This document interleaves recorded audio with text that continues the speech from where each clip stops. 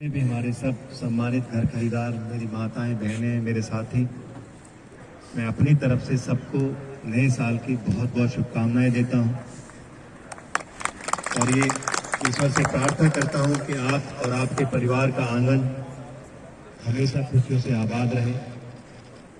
आपको जो कठिनाइयों का सामना करना पड़ा है आगे ना करना पड़े। जो आपके दर्द है, जो बुनियादी आपके सवाल हैं, उनके केवल जवाब ही नहीं मिले, वो हल भी हो जाएं।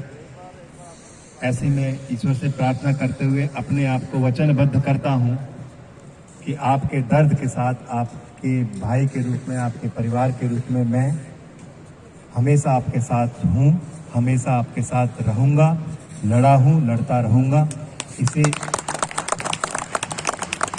पिछले 3-4 हफ्ते से मैं आपके बीच में आया हूं, तो ईमानदारी से मैंने अपने सभी किसानों को ये बात कही है, हर इंटरव्यू पे, हर चैनल पे, प्राधिकरण के किसी भी स्तर पर, चाहे व्यक्तिगत मीटिंग हो या सार्वजनिक मीटिंग हो या आपके साथ मिलकर आपकी लड़ाई की बैठक हो, सब जगह आपके दर्द को मजबूती से इसलिए रखा है, इसलिए नहीं कि मैं किसी पार्टी का प्रत्याशी हूं, इसलिए कि मैं एक खुद पीड़ित हूं। मेरे घर भी मेरे नाम पे नहीं थे, मैं लड़ा, 15 साल जेल गया, बहुत यातनाएं झेली, उसके बाद कानून बना, तब जाके मेरा घर 1 रुपए पे मेरे नाम पे वापस हुआ। तो मैं उस दर्द को महसूस कर सकता हूं कि जिसने अपना सारा के सारा जीवन भर की पूंजी, अपनी मेहनत की, खून पसीने की कमाई से इकट्ठा की हुई पूंजी को जमा करने के बाद भी आज यह कह के उसकी रजिस्ट्री नहीं की जा रही है कि बिल्डर पैसे नहीं दे रहा है।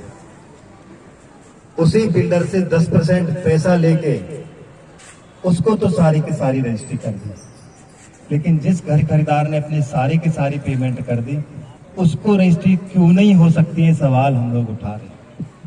आप लोगों की लड़ाई महफूबा, वीर भैया, बहुत जो आपके मजबूत साथी हैं, मैं ईमानदारी से कहता हूं, एसोसिएशन जब लड़ता है तो मैं उनको भी ये बधाई देता हूं नए साल की शुभकामना के साथ कि आपने जिस तरह से हमने भी एक एसोसिएशन बनाया किसान संघर्ष समिति के नाम से। आप लोगों ने लड़ाई को जिंदा रखा, आपने जिंदा लोग हो, क्योंकि जिंदा कौमें संघर्ष करती हैं, ऐसा मैंने पढ़ा है। जो जिंदा होते हैं वो अपने लिए आवाज उठाते हैं, अपने लिए लड़ते हैं। बस दुख ही इस बात का है कि आप लोगों को यहाँ चैन की जिंदगी जीने के लिए आए थे। आपने जो सपना देखा था, यहाँ क्रांतिकारी बनने के लिए नहीं आए। आज हर कोई यहाँ रविवार के दिन एक ही आपको छुट्टी मिलती है। मुझे लगता है आप कोई सरकारी नौकरी पे हैं, कोई पर्सनल नौकरी पेशे वाले लोग, और आपको शनिवार या रविवार मिलता होगा अपनी फैमिली के साथ, अपने मित्रों के साथ टाइम गुजारने का। क्योंकि कई बार मेरे मित्र हैं, उनसे बात करता हूं तो कहते नहीं थी मैं तो ऑफिस में हूं, अभी 9 बजे तक ऑफिस में बताते हैं। तो मैं महसूस कर सकता हूं कि 10 बजे 11 बजे आने के बाद जब वो परिवार रविवार को इस बात के लिए रहता होगा कि आज मैं अपने परिवार के साथ समय गुजारूंगा, अपने मित्रों के साथ, अपने रिश्तेदार के साथ समय गुजारूंगा, तो वो अपने परिवार को साथ लेकर किसी ना किसी चौराहे पर कोई ना कोई सोसाइटी के लोग इस बात के लिए पिछले 4-5 साल से धरने पे बैठे रहते हैं कि हमारे घर हमारे नाम पे करते हैं। हमारी बिजली पर जो बिल्डर की बिचौलियागिरी और जो मुनाफाखोरी है वो बंद होके बिजली पानी पे हमारा राइट है, हमारा अधिकार है, उस पर हमें निजात मिले। और जो मेंटेनेंस के नाम पर बिल्डर जो लूट बचा रखी है, आपका पैसा, आप अपने पैसे से अपनी सफाई कर्मचारी रखते हैं, अपने पैसे से आप सुरक्षा गार्ड रखते हैं, अपने पैसे से आप लिफ्ट चलाते हैं, अपने पैसे से अपने पार्क का रखरखाव करते हैं। जिसको पैसे देते वही आपको धमकाता है। ये बड़ी पीड़ा की बात है। मैं दर्द महसूस कर सकता हूँ। मैं आपको ये वचन देता हूँ कि आप मालिक हैं, इस क्षेत्र के मालिक थे और मालिक रहेंगे। आप लोग इकट्ठा हो जाइए, बहुत कम समय है। हम लोगों ने पहले पंचशील में मुद्दा उठाया तो रविवार को लोग हम गए तो वहाँ कुछ मुद्दे हमारे हल हुए। हम लोगों ने ला रेजिडेंसिया में देखा जब लार एजेंसी में 3 दिन तक पानी नहीं गया। मतलब मैं हैरान हूं कि जिस प्राधिकरण के अधिकारी की घर की अगर बिजली पानी की मोटर खराब हो जाए तो 10 मिनट में बदल के आ सकती है, उस बिल्डर की जिसकी वो सोसाइटी है उसकी अगर घर की पानी की मोटर खराब हो जाती तो 2 मिनट में आ जाती है, और किसी एमएलए एमपी की खुद की घर की मोटर खराब हो जाती तो 1 मिनट में आ जाती। लेकिन 3 दिन तक पानी नहीं मिला। हमारी माता एक शांति देवी करके हैं, एक उषा देवी करके हैं, उनकी रीढ़ की हड्डी में स्लिप, एक भाई है उनके हाथ पैर में चोट लग गया, पानी को ऊपर निकाला। मैं इसलिए नहीं बता रहा हूं कि क्या, इसलिए बता रहा हूं कि उसके बाद भी ना बिल्डर उनके बीच में आया, ना उनके एमएलए उनके बीच में आए, ना उनके एमपी उनके बीच में आए, ना कोई प्राधिकरण का अधिकारी आपके बीच। वो खुद पूरे दिन हमारी माताएं जागरण करती रही, धरने पे बैठी रही, हम लोग उनके साथ रहे ईमानदारी से। हमने सबसे पहले बिल्डर के ऑफिस का ताला बंद किया कि इसकी दुकान भी बंद रहेगी अगर हम बेचैन रहेंगे। इसकी दुकान जब खुलेगी जब हमारे घर में पानी आ जाएगा, वरना तो दुकान बंद। मैं सुबह जाके ताला पहनता और ये वचन करके बैठ गए कि पानी जब घर में आ जाएगा तभी उसकी ऑफिस का ताला खुलेगा, जो उसकी दुकान चलेगी, नहीं तो नहीं खुलेगा। आप लोगों की जीत थी, माता की जीत थी। रात को 7:30 बजे पानी आया तब जाके उनका वो ताला खुला। ये हौसला है, ये उनकी जीत थी। उनके साथी के एक पत्रकार छात्र थे कि भाजपा के कार्यकर्ता वो मुकदमा दर्ज करके ले आए। हम इस बात के लिए बैठे थे, आज तक किसी बिल्डर पे मुकदमा दर्ज नहीं हुआ। इस बात के लिए तो बिल्कुल नहीं हुआ जब आप धरने पे बैठे हो। अपने हिसाब से उन्होंने अपनी यूज करने के लिए भले ही कर लिया हो, लेकिन उनकी सेटिंग है आपस में। हम लोग इस बात के लिए बैठ गए वहां के लारेंज वाले लोग कि जब तक मुकदमा दर्ज नहीं होगा, 3 दिन तक हम पानी के बगैर रहे, जब तक मुकदमा दर्ज नहीं होगा वहां से धरने से नहीं उठेंगे। 7:30 बजे तक मुकदमा दर्ज हो गया, कॉपी उनके हाथ में आ गई, लेकिन कार्रवाई अभी नहीं हुई। मुकदमा दर्ज तो कर दिया सोसाइटी के लोगों के दबाव में, माताओं के जागरण के दबाव में, लेकिन उस पर कार्रवाई अभी तक नहीं हुई।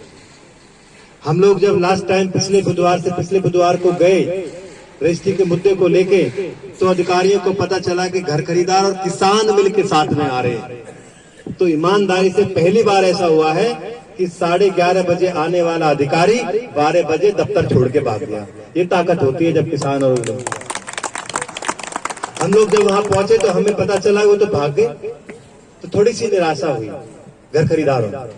हमने कहा कोई बात नहीं, पाकिस्तान थोड़ी चले गए, अफगानिस्तान थोड़ी बैठ के जाके, दफ्तर होंगे, दफ्तर ही जाके बैठे। हम कुछ ही लोग, हम मुट्ठी भर लोग, हम वहां जिद के साथ गए और जैसे गए तो एकदम डर गए, फोर्स बुला लिया और गेट बंद कर दिया। फिर हमने भी वही जिद कर ली कि अब हम अंदर नहीं जाएंगे, वहीं जाके चादर, ऐसी चादर बिछा के बैठ गए और ताला लगा के बैठ गए वहीं कि अब हम वार्ता नहीं करेंगे। जो अधिकारी वहां से छोड़ के भाग के आया वही अधिकारी बीच में आएगा ऑफिस छोड़ के, तो हम वापस जाएंगे, नहीं जाएंगे। पहले उन्होंने छोटे अपने ओएसडी को भेजा, फिर एसडीएम को भेजा। हम लोगों ने, मुट्ठी भर लोगों ने, हमने जिद पकड़ के बैठ गए कि जब तक एसीओ यहां नहीं आएगा ऑफिस छोड़ के, तब तक हम नहीं जाएंगे। आप यकीन करें, 4 बजे भारत सरकार की मीटिंग को छोड़ के आप अपना भी चेहरा दिखाएंगे। उसने फिर हमने एक ही बात कही, सारी आपकी समस्या का बात कही कि इनकी रजिस्ट्री क्यों रुकी, क्या बिल्डर ने रोकी है? वो जवाब ही नहीं दे रहे, गोल जवाब दे रहे। आप लोगों ने बताया कि प्राधिकरण स्तर पर रुकी है, तो हमने एक ही बात कही कि आप हमें सक्षम अधिकारी से वार्ता कराइए। वो कहते हैं, जब पिछली बार हम मिलने गए तो ओएसडी कहते हैं मैं निजी रूप से सहमत हूँ, एसीओ से बात करते हैं तो वो कहते हैं मैं निजी रूप से सहमत हूँ, और सीओ से बात करते हैं तो वो भी कहते हैं कि निजी रूप से मैं भी सहमत हूँ कि इनकी रजिस्ट्री होनी चाहिए। तो फिर करते क्यों नहीं भाई? अरे निजी रूप से सब सहमत हैं, लेकिन करता कोई नहीं। हम लोगों ने यही बात उनसे कही कि आपको रजिस्ट्री करनी पड़ेगी, बिल्डर की लूट की सजा घर खरीदारों को नहीं मिलेगी। बिल्डर अगर आपका पैसा नहीं जमा दे रहा तो उसके ऑफिस बंद करिए, उसका दफ्तर बंद करिए, उसको जेल भेजिए, अरे उसकी कुर्की करिए भाई। सरकार इतनी कमजोर हो गई कि घर खरीदारों के कंधा पे रखकर बिल्डर पे बंदूक जलाएगी। कौन सी बंदूक चल रही है? रजिस्ट्री ना करने से बिल्डर कैसे पाबंद हो रहा है, हमारी समझ में नहीं आ रहा। हमने एसईओ से यही कहा, एसईओ से, कि आप बता दें कि अगर रजिस्ट्री करने से बिल्डर को क्या नुकसान है, मत करो जीवन भर। नुकसान तो उस घर खरीदार का जिसने सपना देखा था। और आप केवल बिल्डर की बात कह के बच नहीं सकते। आज हो क्या रहा है, वो बिल्डर को और खरीदार को आपस में लड़ाते हैं, जबकि जिम्मेदार प्राधिकरण है। मैं ईमानदारी से बताता हूं, वो कहते हैं हम ये कर रहे हैं, हम उनसे कहते हैं कि आप हमारी रजिस्ट्री करिए। देखिए, प्राधिकरण केवल सरकारी प्रॉपर्टी डीलर नहीं है कि वो यहाँ केवल पंचशील के लिए अलग प्लॉट काटेगा, सुपरटेक के लिए 2-2, 3-3, 4-4 प्लॉट काटेगा, गौर सिटी के लिए अलग प्लॉट काटेगा। प्लॉट काटने के लिए प्रॉपर्टी डीलर नहीं है, वो सरकार है बकायदा। यहाँ चुनाव भी खत्म है, ग्राम पंचायतों के चुनाव खत्म है, या तो फिर चुनाव करा दिए निगम पार्षद के। आपका अपना मेयर होगा, उनका फंड होगा, वो अपने आप काम करेंगे। लेकिन अगर नहीं है तो फिर आपको करना पड़ेगा। उनकी जिम्मेदारी, उन्होंने शहर बसाया है, शहर वासियों के परेशानी की जिम्मेदारी प्राधिकरण की है। इसलिए हम आपके बीच में इकट्ठा आए कि प्राधिकरण और बिल्डर को दोनों को घेरना पड़ेगा। जैसे नेता, प्राधिकरण, बिल्डर सारे एक होके आपको लूटने के लिए लगे हुए हैं, वैसे ही सारी सोसाइटी के लोगों को खुद को बचाने, अपने स्वाभिमान को, अपने अधिकार को जिंदा रखने के लिए एक होके लड़ना पड़ेगा। जैसे ये एक होके लूटने में लगे हुए हैं, ऐसे ही हम लोगों को एक होगा। मैं समझता हूं आपके एसोसिएशन की परेशानी, उसने आपकी लड़ाई लड़के जो हमारे नेपोपा के साथी हैं आपको इस मुकाम तक पहुंचा दिया। लेकिन क्योंकि आप सब नौकरी पेशे वाले लोग हैं, आप लगातार आंदोलन नहीं कर सकते। मैं ईमानदारी से खुद को इस बात का दोषी मानता हूं कि अगर आपसे 6 महीने पहले मिल गया होता तो आपकी लड़ाई को लखनऊ पहुंचा दिए होते और अब तक आपकी रजिस्ट्री शुरू हो चुकी होती। मैं इस बात को खुद दोषी मानता हूं, मैं कसम से बता रहा हूं, क्योंकि आपकी मजबूरी का वो लोग फायदा उठा रहे हैं।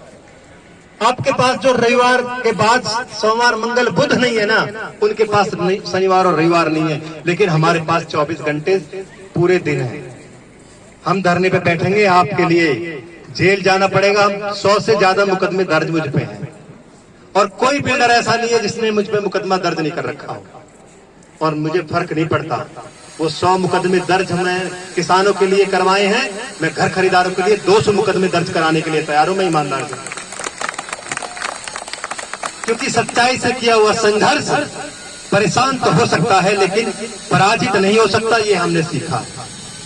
जब आप लोग जुड़ेंगे, अगले हफ्ते एक मीटिंग रखी है सीओ के साथ, उसके तैयारी के लिए हम आज लोग इकट्ठा हुए हैं। मुद्दे आप बनाइए, लड़ाई हम लड़ेंगे। परेशानी आपकी, हमारी एक। मैं महसूस कर सकता हूं, ये तो आपकी दावे के साथ कहता हूं कि रजिस्ट्री की आपको कोई रोक नहीं पाएगा अगर आप इकट्ठे हो गए। हम बता रहे हैं, रजिस्ट्री तो उन्हें करनी पड़ेगी। दूसरी, एजुकेशन की, शिक्षा की।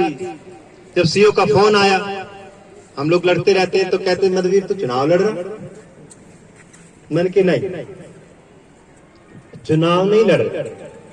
आपने अब तक अपने ऑफिस में 100 करोड़ का बजट नहीं बनाया एजुकेशन का, वो बजट बन जाए इसलिए हम चुनाव लड़ रहे हैं। आप केवल इनको 3500 रुपए मीटर में जमीन बांट दी, 2700 रुपए मीटर में है एजुकेशन के लिए जो स्कूलों के लिए दिए, और अस्पताल के लिए 7,500 रुपए मीटर में, और कॉमर्शियल के लिए 60,000 मीटर में। मैंने उनसे कहा ये अस्पताल वाला भी 60,000 रुपए मीटर वाला ही काम कर रहा है, वो भी लूट रहा है, वो भी कॉमर्शियल यूज कर रहा है, और ये स्कूल वाला भी 60,000 मीटर वाला ही काम कर रहा है। अरे जब हमारी जमीन आपने सस्ती इसलिए दी कि शिक्षा और चिकित्सा के लिए दी जा रही है, तो सस्ती शिक्षा और अच्छी चिकित्सा मिलना हमारा अधिकार है, ये मिलना हमें चाहिए।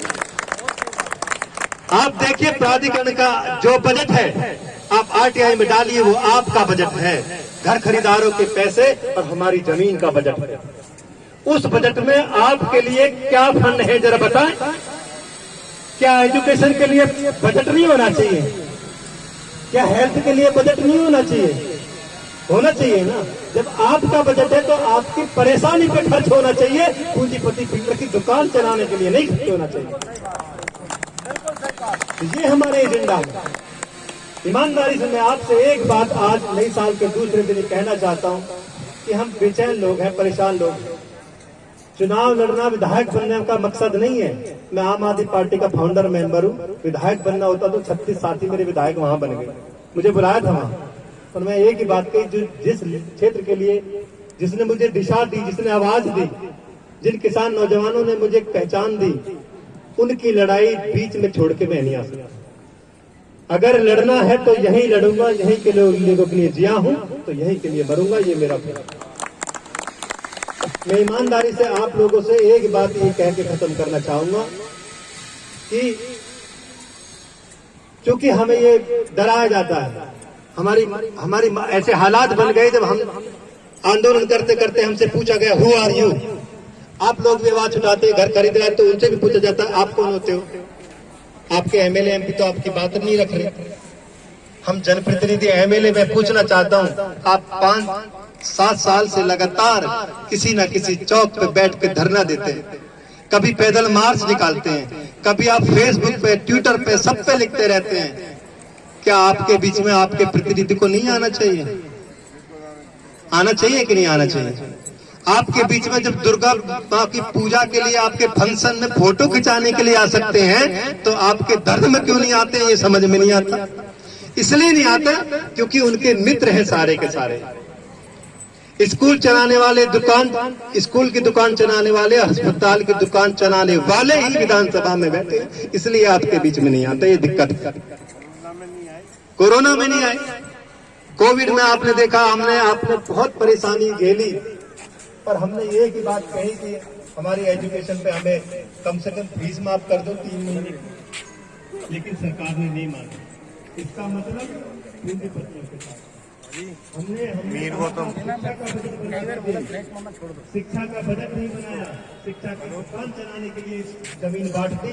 इसका मतलब पूंजीपतियों के साथ हमने कहा जैसे अस्पताल हमारे एमएलए एमपी की हर सालाना अस्पताल बन जाते हैं, यथार्थ देख लीजिए और अस्पताल देख लीजिए। पिछले 5 साल में 10 अस्पताल बन गए, एक मेट्रो 71 से लेकर यहां तक नहीं आई। इनसे मेट्रो नहीं आई, लेकिन अस्पताल वैसे बना दिए लेकिन लूटने के लिए।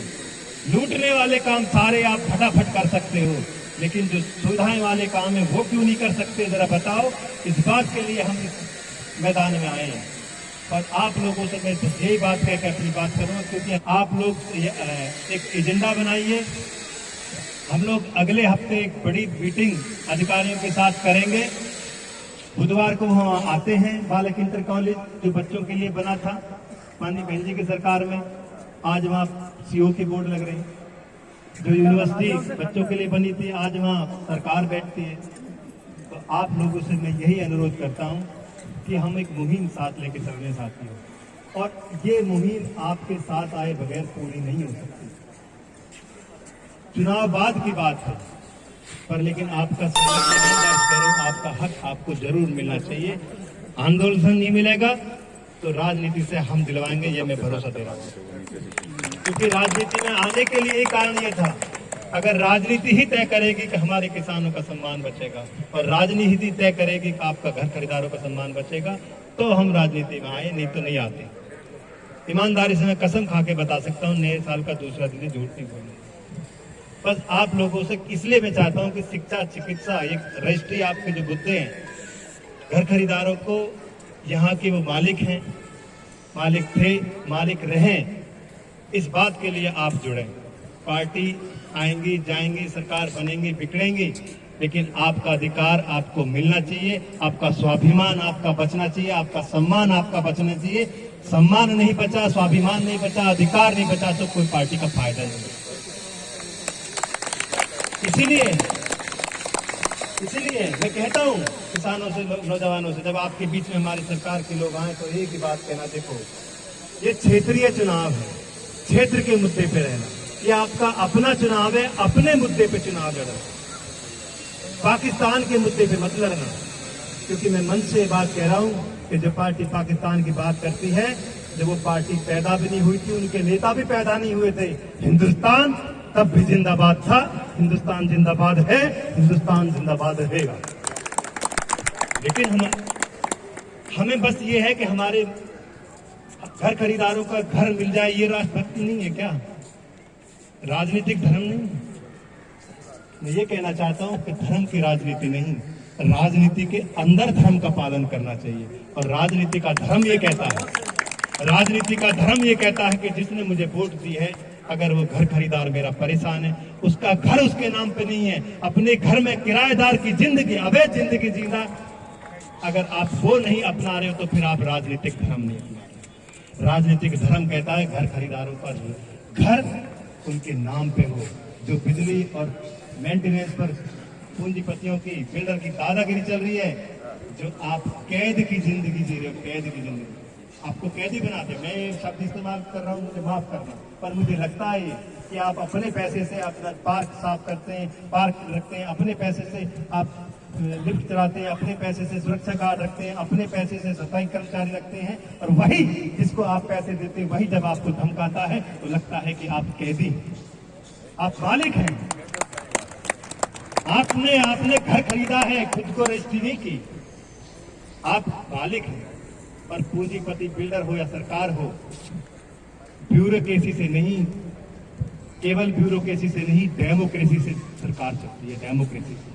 तो डेमोक्रेसी जिंदी रहेगी तो आपके अधिकार, आपके सम्मान जिंदे रहेंगे। डेमोक्रेसी जिंदी नहीं रहेगी तो कुछ नहीं बचेगा। मैं आखिरी में सबसे आपको नमन करते हुए, श्री चुनाव में नमन करते हुए, क्योंकि मुझे ईमानदारी से वहाँ मीटिंग चल रही है, मुझे जाना था 12 बजे, मुझे नहीं मालूम था कि मीटिंग है, वो लग गई, वहाँ वेट कर रहे हैं। आप सबसे मैं यही भरोसा देते हुए कि अगर कुर्सी की राजनीति क्षेत्र को, समाज को, इंसान को बांट सकती है, तो विकास के मुद्दे की राजनीति आप लोगों को जोड़ सकती है। जो तोड़ने की राजनीति नहीं, जोड़ने की राजनीति के लिए मैं आपके बीच में हूं, और आगे की लड़ाई में दावे के साथ कह रहा हूं, आप लोग साथ जुड़ेंगे तो इस क्षेत्र की राजनीतिक दिशा और दशा आपके हिसाब से तय होगी। किसी ऑफिस में बैठ के तय नहीं, किसी ऑफिस में बैठ के यहाँ की राजनीतिक दिशा और दिशा तय नहीं होगी, इसी चादर पे बैठ के तय होगी जहां आज बैठे हैं। मैं वचन दे रहा हूँ, यहीं आएंगे वो आपके बात नहीं करने। ये अजीब सा है, लोकतंत्र को खत्म कर। तो आप लोगों को, क्योंकि हम लड़ते लड़ते जीते हैं, टाइम बहुत लगा, बहुत सारी लड़ाई हमने जीती है, आप भी जीतेंगे। मैं ईमानदारी से बात कहता हूं कि वक्त कम है, जितना दम है लगा दो। कुछ लोगों को मैं जगाता हूं, कुछ लोगों को तुम जगा दो। जय हिंद, जय भारत, जय भारत।